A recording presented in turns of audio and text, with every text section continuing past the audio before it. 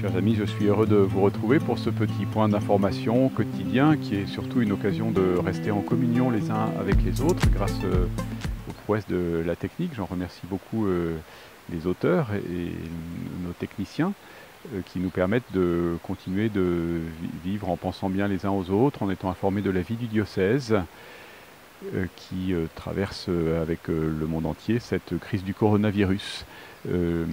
Donc je voulais simplement vous souhaiter une belle et sainte journée dans les conditions compliquées qui sont les vôtres peut-être.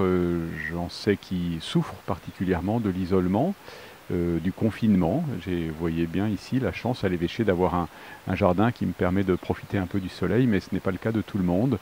Donc je voulais inviter ceux qui ont des conditions de vie plus faciles à la campagne, en ayant un jardin, à bien penser, à bien être en contact, à rester attentif à ceux qui vivent dans des conditions plus compliquées, plus difficiles. J'ai de bonnes nouvelles du diocèse, des uns et des autres. Je suis en lien avec les différentes paroisses. Et puis, je peux vous dire également que Monseigneur Justin Kientega, l'évêque du diocèse jumelé de Ouaïgouya, qui a fait sa visite ici chez nous vraiment au pire moment, a pu reprendre un avion pour le Burkina et qu'il est bien rentré après avoir réussi à rencontrer tous ses prêtres et les religieuses de son diocèse qui sont à Limoges. Il est rentré avec le père Nyampa, qui est un prêtre burkinabé qui est pour une année sabbatique chez nous, au service des Sœurs du Carmel. Et le père Nyampa est rentré parce qu'il avait perdu sa maman et il a pu comme ça présider ses obsèques ces jours-ci. Donc nous restons bien en communion aussi avec nos frères du diocèse jumelé.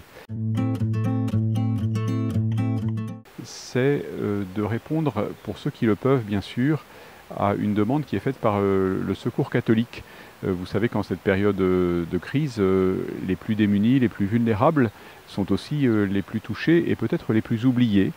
Les différents services catholiques d'aide aux plus pauvres dans notre diocèse, aux plus démunis, ont, comme tout le monde, été un peu sous le choc pendant quelques temps. Il a fallu qu'ils se réorganisent, mais ils sont bien présents à l'appel.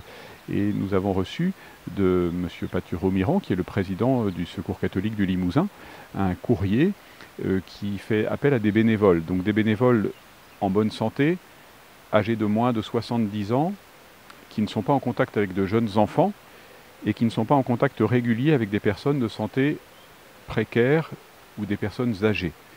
Donc ça réduit pas mal le nombre de bénévoles disponibles, mais il en reste certainement parmi vous.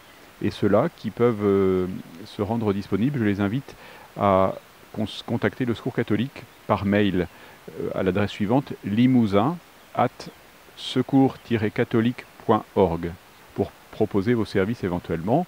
Les associations caritatives évidemment disposent des dispenses nécessaires pour pouvoir aller à la rencontre des personnes vulnérables. Donc merci à ceux qui pourront répondre à cet appel. Ce sera le premier dimanche que nous vivrons confinés, puisque ce confinement a commencé mardi dernier. Alors je vous invite évidemment à participer à l'Eucharistie dominicale en communion de prière. Pour ceux qui en ont les moyens, évidemment, vous pourrez le faire en suivant une messe par Internet ou à la télévision. Demain, donc dimanche, vous pourrez retrouver à 11h sur Facebook une petite méditation, réflexion sur le thème du dimanche de l'Étaré, le dimanche de la joie, suivi de la messe à 11h30.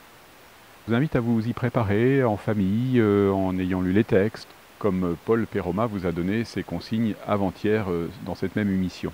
Pour que ce ne soit pas comme quand vous regardez un match de foot ou une série télévisée, pour profiter pleinement de ce rassemblement dominical en particulier. Demain, 4e dimanche de l'Avent, ce sera le dimanche de l'Étaré, le dimanche de la joie.